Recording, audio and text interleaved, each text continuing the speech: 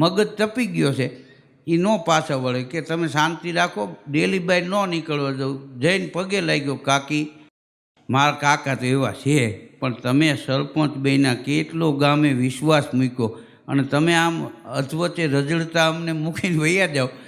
કાલે કે મામલતદાર આવે, ટીડીઓ આવે, કોણ સહી કરશે? આ ગામનું બધું કામ અટકી પડશે. તો કે બટા તું કહેતો હોય તો ગામના હિસાબે રોકાઈ જાઓ, બાકી આના હિસાબે નહીં. એનો કાકો ગજનો બઠિયા કાન કરી ગયો કે ગમે એના હિસાબે રોકાઈ જાય એને પુગાઈ, નકા હાથે લુગડા ધોવાનો વારો આવે.